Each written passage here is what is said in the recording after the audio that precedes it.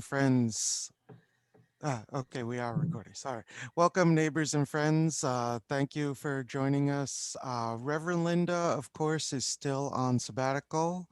Reverend Abigail has this Sunday off, and so therefore we're having a lay-led session today. So I'm Dennis Duquette of the worship team. I'm going to be leading uh, the discussion mainly today. Not as much worship, mainly discussion and presentation. Um, Also, Olga has today off, so we're going to have music from Pete with Linda's assistant. Nope, scratch that, reverse it, carry on. We're going to continue the January theme of doorways and thresholds. Today, our title is The Dweller on the Online Threshold. And we're also going to have some joy and some humor because we can still really use it. Um, and now our prelude, please. Wicked.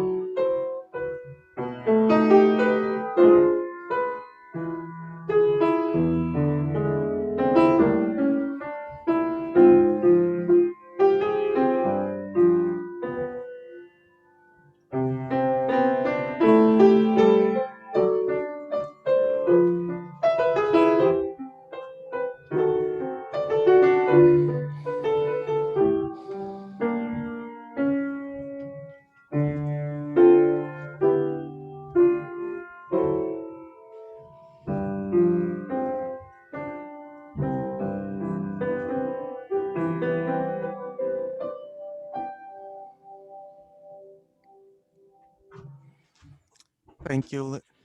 Thank you, Linda. That was lovely. Now is the time that Anne and Cindy will light our chalice. If you have a chalice or candle with you, please take this moment to light it, and as Anne and Cindy light one for us all.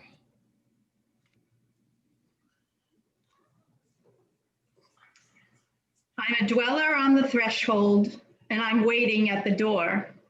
And I'm standing in the darkness. I don't want to wait no more. I will walk out of the darkness, and I'll walk into the light. And I'll sing the song of ages, and the dawn will end the night.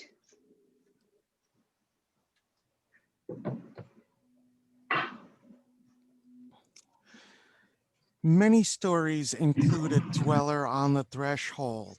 This is someone that tests the hero and bars them from further progress on the story. You've got Cerberus before Hades' gate. Uh, Not well known, but there's also a pun to Cerberus because Cerberus is Greek for spot. He has 3 heads and a spot, and Hades named his dog Spot. I just love that. Um, the dweller on the threshold, Cerberus before the gate, the knight who says, "None shall pass," or the doorway itself may be secret, that has to be located to even open, or have something like "speak, friend, and enter," or even an actual sphinx or riddle master that requires one to answer a riddle before entering. Possibly also, this may be related to how, in many stories, a vampire needs an invitation before they can enter a house. The threshold itself is a barrier uh, against them coming in. I will remind everyone or introduce briefly to those who didn't make my lay led service last summer about cyber spirituality, that I tend to think of spirit as the data that is between people and organizations. Not the intelligence, but the extelligence, the information that we share. My link to this is terms like team spirit and esprit de corps. I've had teams where the leader of the team changed and the team spirit also changed. So that's when I realized that spirit is in this world that we're in now, and it definitely affects human interactions, but it's informational. It's not really energy, it's information. And also I bring this into my thinking about how the online world is information that's in our devices and in between our devices and in between people. So the online world to me is a world of spirit. And so today I'm going to be talking about a particular dweller on the threshold that we have for online, which is where we keep getting the same riddle over and over with various pairs of answers. What is your username and what is your password? So that will be a great deal of what we discuss, but uh,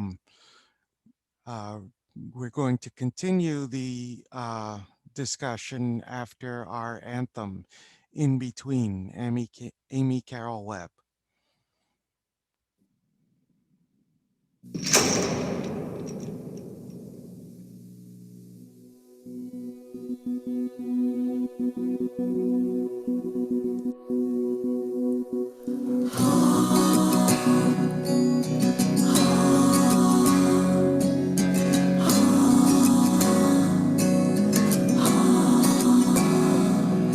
I'm standing in the hallway, looking at the doors, wondering which one I should open, what I'm waiting for. The future's here before me, the past is closed behind, and I don't know which way to turn or what I hope to find, so I'm just waiting.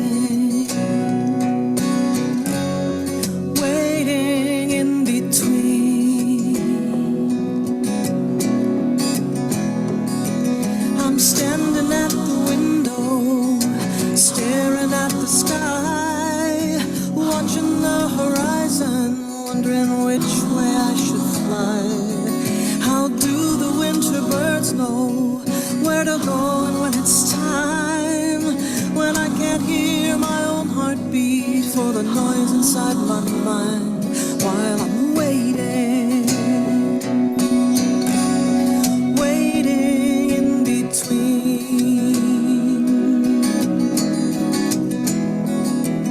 Every day's a brand new question, another river yet to cross, hoping for the courage to stay just a little lost.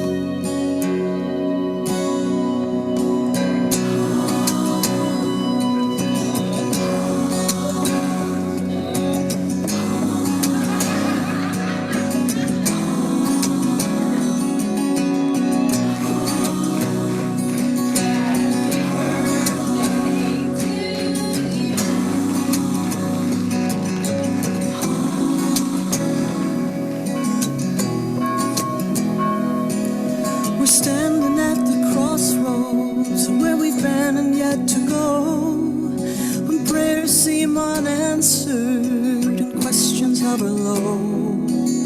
A story's found an ending, but the new one's not begun. The truth is in the silence before the song is sung. While we're waiting, waiting in between, we're waiting, waiting in between.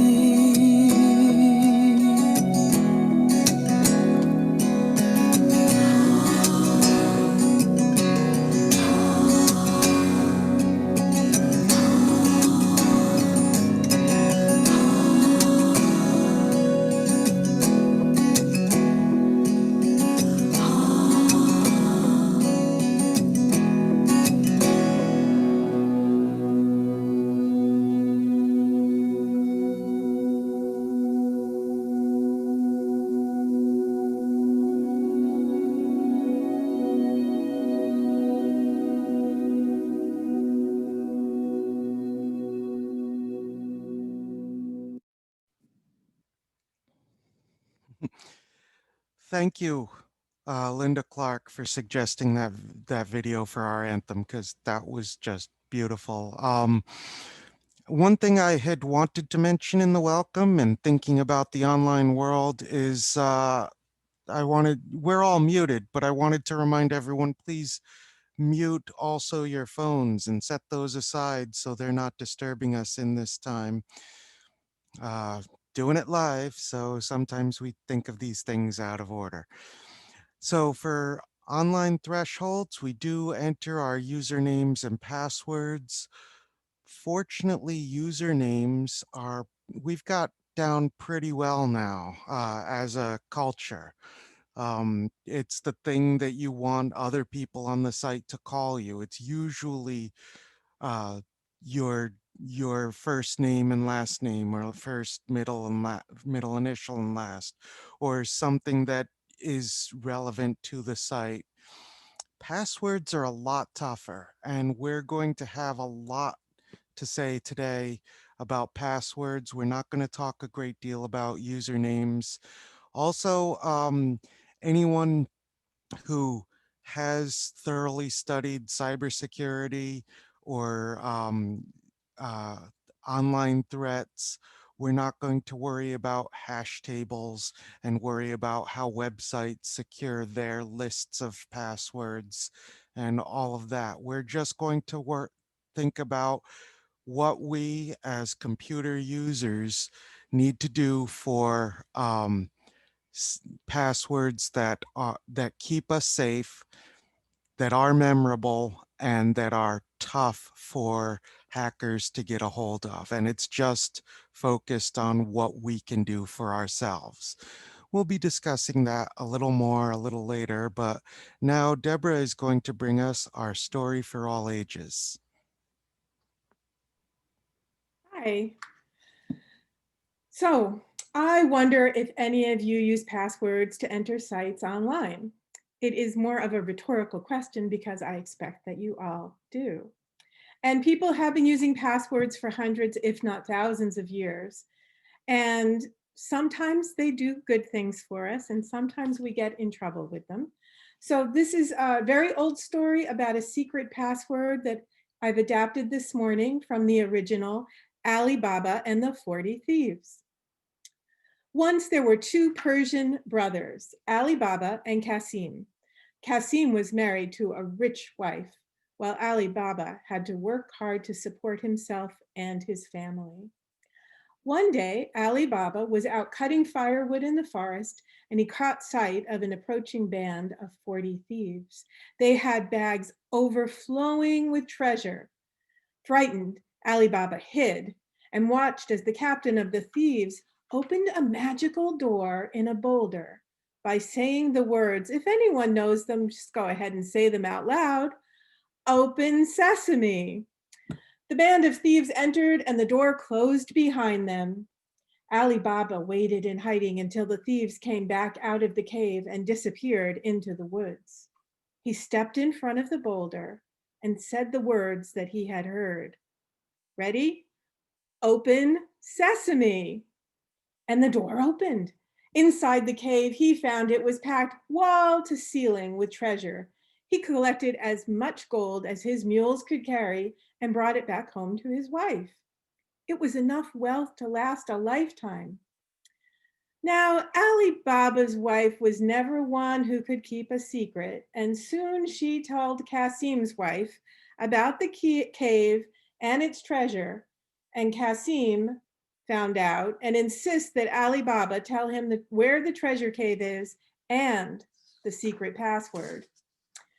Reluctantly, Ali Baba shares the words, and Kasim set out for the cavern and is equally amazed by the treasure. Unfortunately, he gets so excited inside he forgets the magic password. And while he is stuck inside the cave, the 40 thieves arrive and they kill him. The captain of the thieves wants to find out who has learned his secret word. He asks around the village and learns that Ali Baba seems to have become rich overnight. The captain goes to the house of Ali Baba disguised as an oil merchant, in need of lodging for the night. The other thieves hide outside in oil jars that are carried by the mules. They plan to sneak out once Ali Baba and his family are asleep and kill them. Now, Ali Baba's faithful servant, Morgan, is not easily fooled. She goes out to borrow some oil and discovers that there are men hidden in the jars. She calls the guards and they are taken away. The captain of the thieves realizes and quickly runs from the house and is not captured. Morgan tells Ali Baba what happened, and in gratitude, Ali Baba gives Morgan her freedom. The danger is not over yet, though. The captain wants revenge. He disguises himself again as a merchant and befriends Ali Baba's son, who in turn invites him to dinner at their home. Morgan, clever one, senses something fishy and hatches a plan. She and another servant dance for the men, and during her dance, she slips a sleeping potion into the captain's drink. The captain of thieves is captured, and a large reward goes to Morgan. When Ali Baba learns the truth, he's so grateful, he gives Morgan his son's hand in marriage. Ali Baba is now the only living soul who knows the cave's secret password. Ali Baba has learned a lesson, never to share that password. He gives generously to others in the town, and the family lives happily ever after. The moral of the story: protect your passwords and don't say them out loud. Here ends our story. Thank you, Deborah. Now is the time we take with each other, the time to open our hearts and do share, but share our stories. Thankful for the blessing of being together in community, we hold all these joys, sorrows, and concerns in our hearts. Singing together, draw the circle wide. Please mute yourself as we sing together.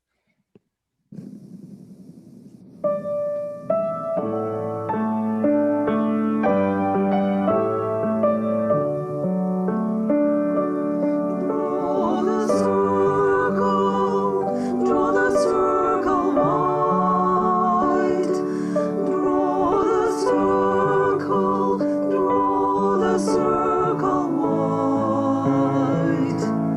No one stands alone, we'll stand side by side. Draw the circle, draw the circle wide.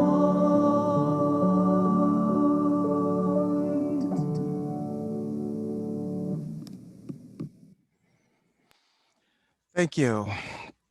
So we're not going to talk about security to the extremes that we go to, like the old joke that the CIA have that three can keep a secret as long as two of them are dead.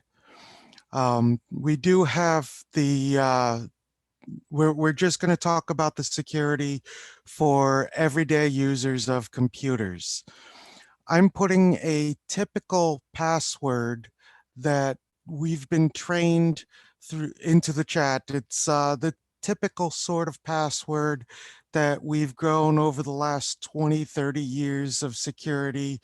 We take it's elephantine, but we change the upper and lower case, and one of the ends is a 9. Which word was it? Um, it's it's a password that's not easy to remember. Was it elephant graveyard, elephant something? What was it? And people have these that they're hard for humans to remember, and will people will tend to use it, the same password, for several sites. Um, and so um, whomever is bouncing around a great deal in the script, you're distracting me a great deal. Sorry. Thank you. um, if you can bounce around there, we've got an online script and someone's moving, I think, to keep from going to screensaver or something, but also like I'm looking at just bullet points and speaking off the cuff. So we're doing this live, folks. But anyway, so elephantine, as we've got in the chat, is actually hard for people to remember. So people will make it really easy for hackers to, when they've memorized this, they'll use it on several sites, because then they don't have to remember so many passwords. But if one of those sites gets hacked, the hackers will try using that on other sites. Also, this one happens to currently be something that is ridiculously easy for a computer to guess. At 1,000 guesses a second, which is pretty reasonable with current technology, this password takes a computer 3 days to guess. So it's, um, and then we've also got where we add in more security concerns, where because they're hard to guess, people will put them on sticky notes.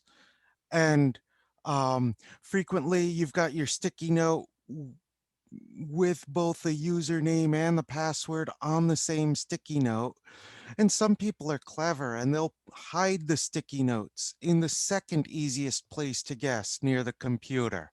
Well, after someone who's at your desk has looked at the easiest place to guess where you'd hide it, the next place they're going to check is the second easiest place to guess. And there's even the joy of the not hidden sticky notes sitting right at the bottom of a monitor, a sticky note.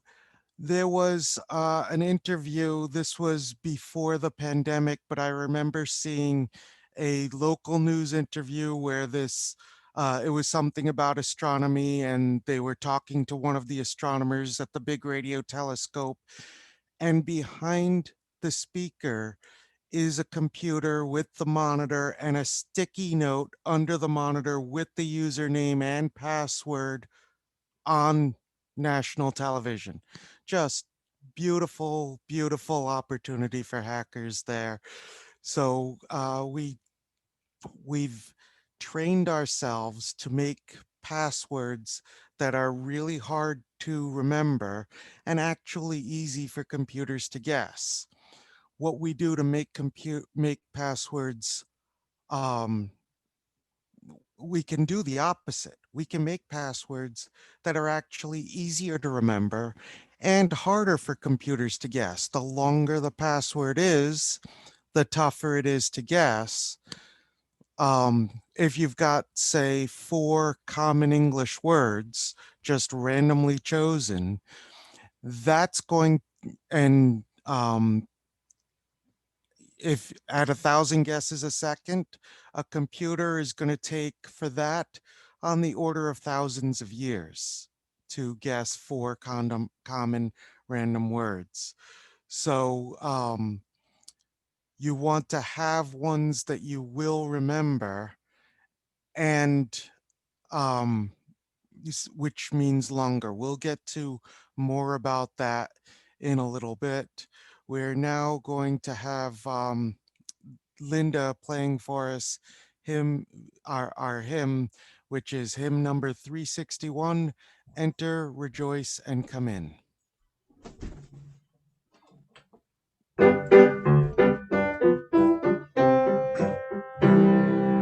Enter, rejoice, and come in.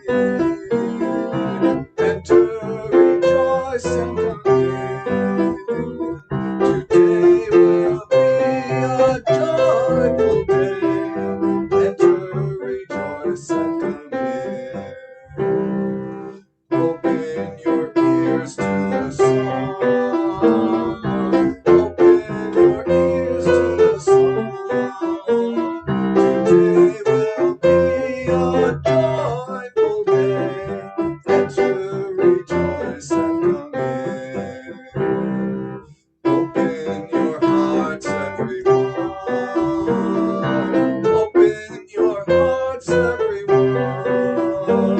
Today will be a joyful day. Enter, rejoice, and come in. Don't be afraid of some change. Don't be afraid of some change. Today will be a joyful day. Enter, rejoice, and come in. Enter, rejoice, and come in. Enter, rejoice, and come in. Today will be a joyful day. Enter, rejoice, and come in.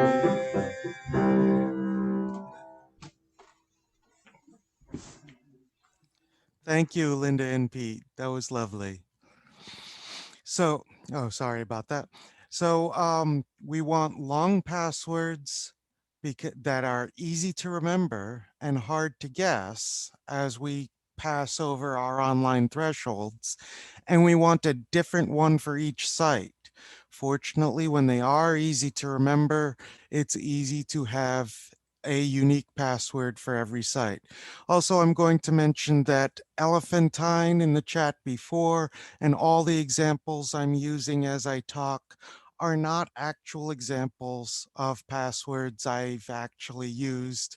Uh, so don't use these either because they're sitting, pardon me, they're sitting in a Zoom meeting and shared with too many people to be secure. But you want a long, different password for each site. So you may have something favorite for, I was happy when I was signing in, setting up an account for this site.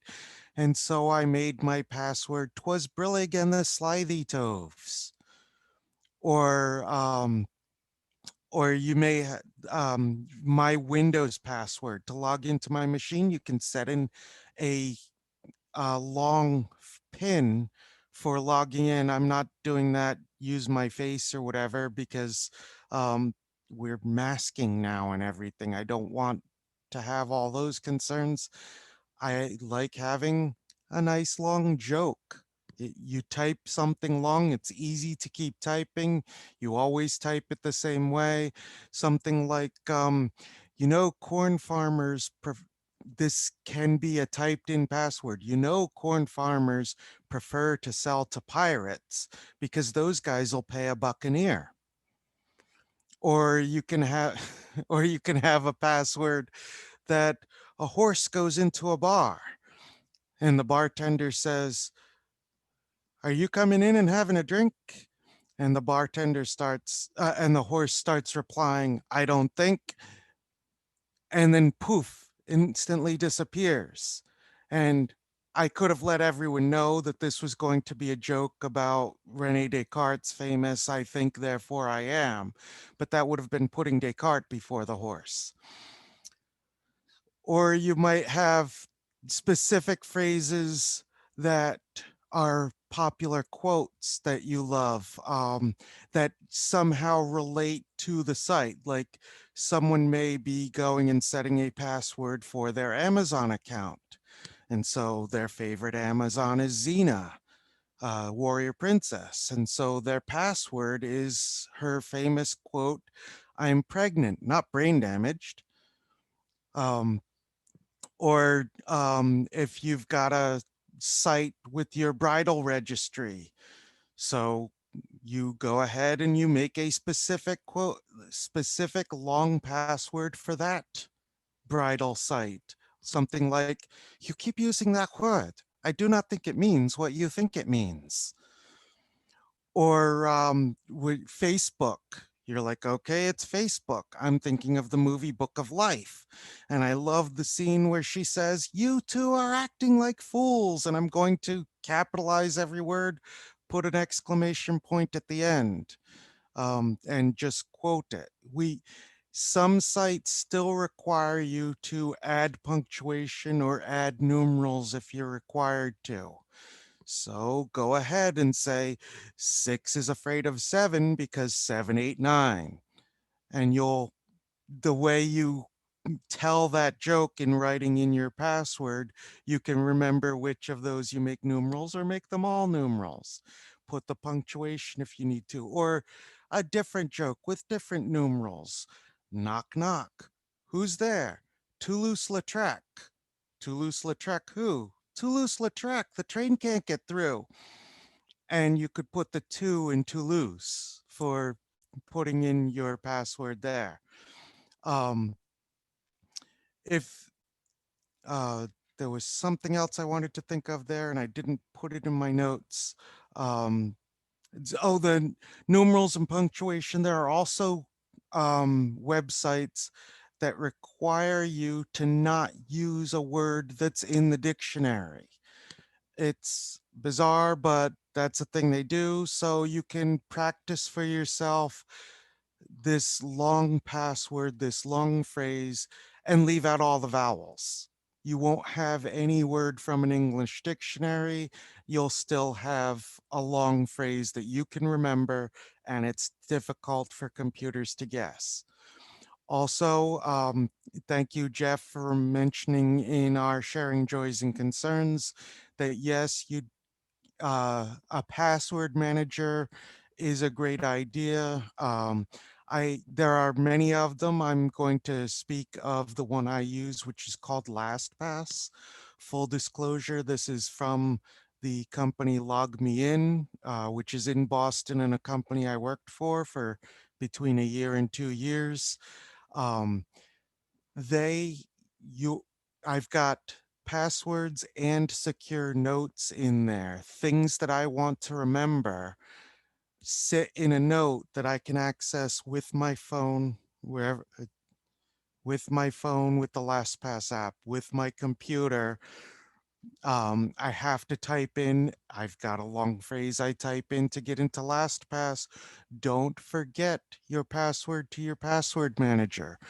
There was a subpoena to the Log Me In company saying, "We've got this criminal's phone. We want to get into it to see what other crimes he was planning with his colleagues." And Log Me In said, in court, "We can't help you get in. We can't get in. Their encryption is such that they don't even know your password. They can't help you get into your account if you forget your password.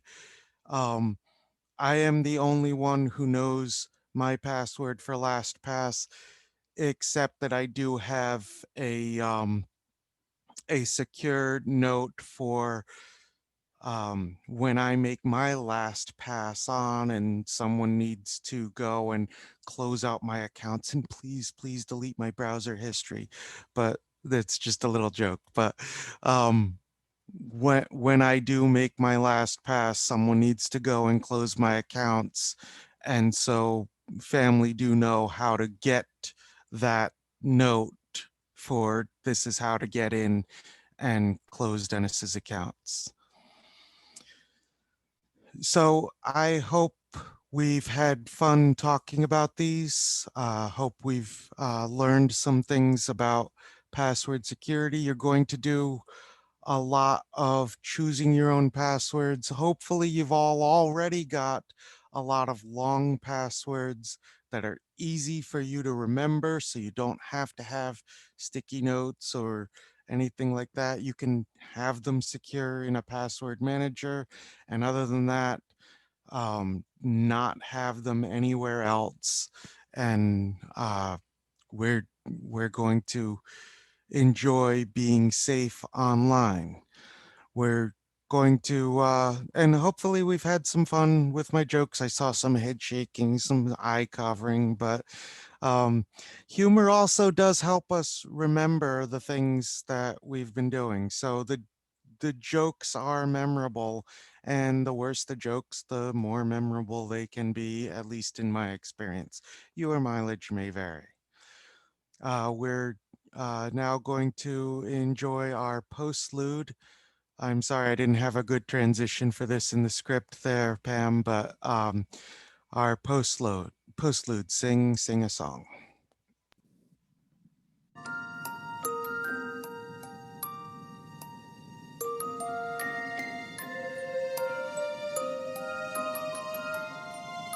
Sing, sing a song, sing it loud, sing it strong, sing of good things, not bad, sing of happy, not sad, sing, sing a song. Make it simple to last your whole life long.